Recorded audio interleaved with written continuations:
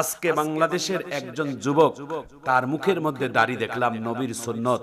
সেই নবীর সুন্নতের দাড়িটাকে আর্জেন্টিনার পতাকা বানিয়েছেন। নাউজুবিল্লাহি মিন জালিক। নবীর একটা দাইমি সুন্নতকে আর্জেন্টিনার পতাকা বানিয়েছেন। আরে মিয়া, যদি তোমার নবীর সুন্নত ভালো না লাগে তাহলে মুখে দাড়ি না রাখাও, কিন্তু মুখের মধ্যে দাড়ি রেখে তুমি আর্জেন্টিনার পতাকা বানিয়ে নবীর সুন্নতকে তুমি অবমাননা করতেছো। ছি, তোমার মুখে তু ছিটাই বাংলাদেশের মানুষ। নবীর এই মুখের সুন্নতটা কত বড় দাইমি সুন্নত। প্রিয় ভাইয়েরা আমার, প্রিয় বন্ধুরা আমার, রাসূল করিম সাল্লাল্লাহু আলাইহি ওয়াসাল্লাম বলেন, মান আহাব্বা সুন্নতি ফাকাদ আহাব্বানি ওয়া মান আহাব্বানি কানা মাই ফিল জান্নাহ। কেউ যদি আল্লাহর রাসূলের সুন্নতকে ভালোবাসে, আল্লাহ তাআলা তাকে ভালোবাসে, আর আল্লাহ তাআলার ভালোবাসার বিনিময়ে আল্লাহ তাআলা তাকে উপহার দিবেন জান্নাত। আর এক হাদিসে নবী করিম সাল্লাল্লাহু আলাইহি ওয়াসাল্লাম বলেন, মান সালাকা তরিকান, আল্লাহর নবী বলেন, আল্লাহর রাসূল সাল্লাল্লাহু আলাইহি সাল্লাম বলেন যে একটি নবীর সুন্নতকে কেউ যদি মহব্বত করে ভালোবেসে হৃদয়ে ধারণ করে, আল্লাহ তাআলা তাকে 100 গলাকাটা শহীদের সওয়াব তাকে দান করবেন। প্রিয় ভাইয়েরা আমার, প্রিয় বন্ধুরা আমার, আজকে এই এক যুবক বাংলাদেশের আর্জেন্টিনার পক্ষ নিয়ে আর্জেন্টিনার ভক্ত হয়ে নবীর সুন্নত মুখের দাড়িটাকে তিনি এমন করে তিনি আর্জেন্টিনার পতাকা বানিয়েছেন যে গোটা বিশ্বের মুসলমানের এই নবীর সুন্নতকে অবমাননা, এটা লজ্জিত। কি লাভ হবে এই যুবকের বলেন? আর্জেন্টিনার পক্ষ নিয়ে আপনার কি লাভ হবে বলেন, আমাকে বুঝান। আর্জেন্টিনার পক্ষ নিয়ে আপনি যে চিল্লালেন, সারা রাত জাগলেন, আপনার আর্জেন্টিনার পক্ষ নিয়ে আপনার রাষ্ট্রীয়ভাবে কোনো উপকার আছে? আর্জেন্টিনা যদি জিতেও যায় অথবা হেরেও যায়, আপনার রাষ্ট্রের 4 পয়সাও কোনো উপকার আছে? বুঝান আমাকে। রাষ্ট্রের যদি আর্জেন্টিনা জিতলে যদি আমার বাংলাদেশের রাষ্ট্রের যদি 4 পয়সাও যদি কোনো কল্যাণ আর উপকার হয়, তাহলে আমি রাষ্ট্রের সাথে আমিও এই আর্জেন্টিনার পক্ষ নেব। আমাকে বলেন, আপনি আমাকে বুঝান যে আর্জেন্টিনার পক্ষ নিলে আমার রাষ্ট্রের উপকার হবে, আমার দেশের উন্নয়ন হবে, আমার দেশের কল্যাণ হবে। আমি দেশের কল্যাণের জন্য দেশের প্রেম ধারণ করে আমি এই আর্জেন্টিনার পক্ষ নেব। তা যদি না হয়, আপনি আমাকে বুঝান যে আমার এই আর্জেন্টিনার পক্ষ নিয়ে রাত জেগে এই ফুটবল খেলার সমর্থক হয়ে দেখলে আমার পরকালে কোনো নাজাত হবে, সওয়াব হবে? একটি সওয়াব হবে? বলেন, বুঝান আমাকে। শরীয়তের দৃষ্টিকোণ থেকে আপনি আমাকে বুঝান। যদি একটা চুল পরিমাণ সওয়াব যদি থাকে যে আর্জেন্টিনার পক্ষ নিয়ে খেলা দেখলে আমার সওয়াব হবে, তাহলে আমরা প্রথমেই আর্জেন্টিনার পক্ষ নিয়ে সারা রাত ঘুম জেগে জেগে আমরা ফুটবল খেলা দেখব। আপনি বুঝান আমাকে। তাহলে আপনি বুঝাইতে পারবেন না, কোনদিন পারবেন না। চ্যালেঞ্জ ঘোষণা দিলাম, কোনদিন পারবেন না। কারণ আল্লাহর রাসূল সাল্লাল্লাহু আলাইহি ওয়াসাল্লামের হাদিস, আল্লাহর নবী বলেন, ক্বালান নবী সাল্লাল্লাহু আলাইহি ওয়াসাল্লাম, আল মারউ মা মান আহাব্বা, যার সাথে যার মহব্বত তার সাথে তার হাসর। একজন ভালো মানুষের সাথে যদি আপনার মহব্বত হয়, একজন নবীওয়ালার সাথে যদি আপনার মহব্বত হয়, একজন সিদ্দিকের সাথে যদি মহব্বত হয়, একজন হক্কানি উলামায়ে কেরামের সাথে যদি মহব্বত হয়, একজন 5 ওয়াক্ত নামাজিওয়ালা দিনদারওয়ালা মানুষের সাথে যদি মহব্বত হয়, কিয়ামতের ময়দানে তার সাথে তার হাসর হবে। আর্জেন্টিনার মহব্বত হৃদয়ের মধ্যে ধারণ করার কারণে আর্জেন্টিনার মেসির সাথে আপনার কিয়ামতের ময়দানে হাসর হবে। ব্রাজিলের এই সাথে যদি আপনার মহব্বত হয়, তা কিয়ামতের ময়দানে ব্রাজিলের সাথে আপনার হাসর হবে। যুবক ভাইয়েরা আমার, বন্ধুরা আমার, আপনার কাছে আমার বিবেকের প্রশ্ন রইল, আর্জেন্টিনা কি মুসলমান? ব্রাজিল কি মুসলমান? যেই আর্জেন্টিনা ব্রাজিল ইসলামের বিপক্ষে সর্ব অবস্থায় তারা হাত দিয়েছেন, তারা সব সময় ইসলামের বিপক্ষেই ছিলেন। আর আমরা মুসলমানেরা আবেগেই আমরা দলের সাপোর্ট নিয়ে মানুষের সম্প্রীতি, মানুষের সম্পর্ক পর্যন্ত বিভেদ ঘটাচ্ছে। বাংলাদেশে এই খেলাকে কেন্দ্র করে অনেক জায়গায় মারামারি কাটাকাটি, অনেক যুবকেরা যে এই খেলাকে কেন্দ্র করে পারিবারিক দ্বন্দ্বে জড়িয়ে ফেলেছে।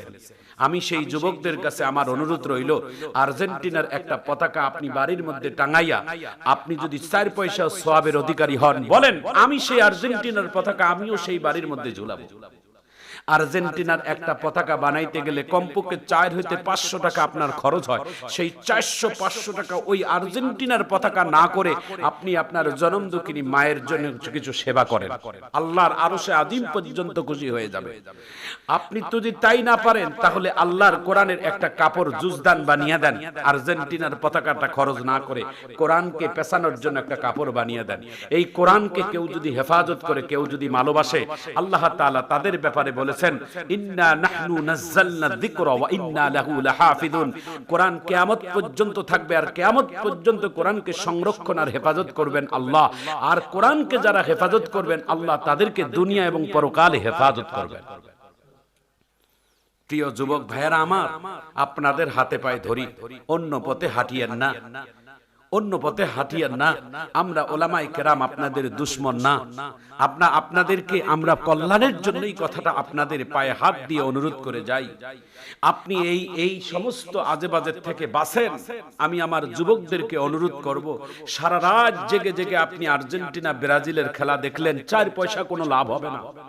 বরঞ্চ আল্লাহর রাস্তায় দিনের জন্য, আল্লাহর দিন কায়েমের জন্য, পরকালের চিন্তা করে যদি আপনি রাত 12টা পর্যন্ত জেগে অথবা 12টার পরে 2-4 রাকাত যদি তাহাজ্জুদের নামাজ পড়েন, আল্লাহর সাথে আপনার সম্পর্ক হবে। দুনিয়ার যা কিছু আপনার দরকার সেগুলোকে আল্লাহ তাআলা আপনাকে পুরা করে দিবেন। প্রিয় যুবক ভাইয়েরা, আপনাদের কাছে আমার অনুরোধ, এদেশের ওলামায়ে কেরাম আপনাদের বন্ধু, আপনাদের ভাই, আপনাদের ইমাম, আপনাদের খতিব, আপনাদের বাড়ির পাশের মুয়াজ্জিন। আমরা আপনাদের কাছে মঙ্গলের জন্য এই ঘটনা আপনাদের কাছে বলে দিই। আপনারা এরকম আবেগী দেখাবেন না, বরং রাসূল করিম সাল্লাল্লাহু আলাইহি ওয়াসাল্লামের সুন্নতের কত বড় দাম আমি এখান থেকে আপনারা একটু শিখবেন এবং এখান থেকে একটা শিক্ষা গ্রহণ করবেন। রাসূল করিম সাল্লাল্লাহু আলাইহি ওয়াসাল্লামের একদল সাহাবী যুদ্ধের ময়দানে গেছে।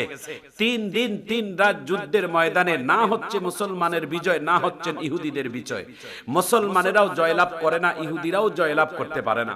নবীর একজন সাহাবী আল্লাহর নবীর কাছে এসে বললেন, ইয়া রাসূলুল্লাহ, আজকে 3 দিন যাবত আমরা যুদ্ধের ময়দানে তাবু গেড়ে বসে আছি, না সে ইহুদিরা মুখামুখি, না আমরা যাই, কিন্তু যুদ্ধ হচ্ছে না, বিজয় কারো হয় না। আল্লাহর নবী সাল্লাল্লাহু আলাইহি ওয়াসাল্লাম সাহাবীকে বললেন, আমার মন বলে যে তোমাদের মধ্যে কোন নবীর সুন্নতের কোন ত্রুটি আছে, তোমরা আজকের থেকে নবীর সুন্নত একটা পাবন্দী তোমরা হয়ে যাও। নবী করিম সাল্লাল্লাহু আলাইহি সাল্লাম বলছেন, তোমরা ফজরের নামাজে পড়ো? বলে হ্যাঁ। বলে ফজরের নামাজের আগে তোমরা কি মিসওয়াক করো? মিসওয়াক? সাহাবীরা বলছেন, ইয়া রাসূলুল্লাহ, মিসওয়াক করতে ভুলে গেছি। আল্লাহর নবী বলেন, আগামীকাল ফজরের নামাজের আগে তোমরা মিসওয়াক করে উযু করে তোমরা নামাজে দাঁড়িয়ে যাওয়া। মেসওয়াক, মেসওয়াক যেটাকে আমরা ছোট্ট জিনিস মনে করি, বাজারের মধ্যে 10টি টাকা দিয়েও মেসওয়াক পাওয়া যায়, গাছের ঠাল ভেঙে পকেটের মধ্যে রাখা যায়। কিন্তু নবী করিম সাল্লাল্লাহু আলাইহি সাল্লাম বলেন, 10টা টাকার এই মেসওয়াকের এই গাছের ঠালটি আল্লাহর নবীর কাছে, তোমাদের কাছে 10 টাকার মূল্য, কিন্তু আমার আল্লাহর কাছে 7 আসমান 7 জমিনের থেকেও বেশি দামি। প্রিয় ভাইয়েরা আমার, এইটুকু আপনাদের কাছে অনুরোধ করব, নবীর সাহাবীরা নবীর কথার আমল করে তারপরের দিন ফজরের নামাজের আগে সাহাবায়ে কেরামেরা গাছের ঠাল ভাঙার জন্য গেছে। ফজরের নামাজের আগে ঠাল ভেঙে মেসওয়াক করবে। আর এমন সময় ইহুদিদের একজন নেতা তার একজন সৈনিককে পাঠিয়ে দিয়েছেন যে দেখো তো মুসলমানের অবস্থান কেমন এবং কি অবস্থায় আছে। একজন গোয়েন্দা সৈনিক ইহুদিদের পক্ষ থেকে এসে মুসলমানদেরকে দেখার জন্য যখন আসছিল, ওই সময় আল্লাহ তাআলা ইহুদিদের ওই গোয়েন্দার চোখের মধ্যে এমন দৃশ্য তাকে দেখাই দিয়েছে যে তিনি দেখা মাত্র দৌড় দিয়ে তার নেতার কাছে যা বলছেন, নেতা স্যার, আপনার এই সমস্ত মুসলমান সৈনিকের সাথে আমরা যুদ্ধ করতে পারবো না। বলে কেন?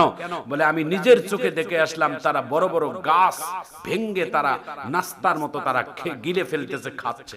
অথচ নবীর সাহাবীরা উদ্দেশ্যটা হচ্ছে গাছের ছোট্ট চিকন ঠাল ভেঙ্গে মেসওয়াক বানা, কিন্তু আল্লাহ তাআলা তাদের চোখে দেখাইছেন বড় বড় গাছ ভেঙ্গে দিয়ে তারা খেয়ে ফেলতেছে। একটি নবীর সুন্নতকে আদায় করার কারণে ওই যুদ্ধের ময়দানে সাহাবায়ে কেরামদেরকে যুদ্ধ করা লাগে নাই। বিনা যুদ্ধ যুদ্ধে আল্লাহ তাআলা বিজয় লাভ করেছেন মুসলমানদেরকে, তাহলে নবীর সুন্নতের কত বড় দাম। মান তামাসসাকা বিসুন্নতি ইনদা ফাসাদি উম্মতি ফালাহু আজরু মিআতি শাহীদ। কেউ যদি আমার নবীর একটা সুন্নতকে কেউ যদি মহব্বত করে দিলের মধ্যে ধারণ রাখে, আল্লাহ তাআলা তার আমলনামায় 100 গলা কাটার শহীদের সওয়াব দান করবেন। প্রিয় ভাইয়েরা আমার, প্রিয় বন্ধুরা আমার, মনের দুঃখে এই কথাটা বলি যে বাংলাদেশের একজন যুবকের মুখের মধ্যে দাড়ি, মুখের মধ্যে দাড়ির মধ্যে আর্জেন্টিনার পতাকা লাগিয়ে তিনি এই অবমাননা করেছেন। আমরা তাকে তার হেদায়েতের কামনা করি এবং হেদায়েতের জন্য দোয়া করি। আল্লাহ বাংলাদেশের সকল যুবকদেরকে হেদায়েতের বুঝ দান করুন, আমিন।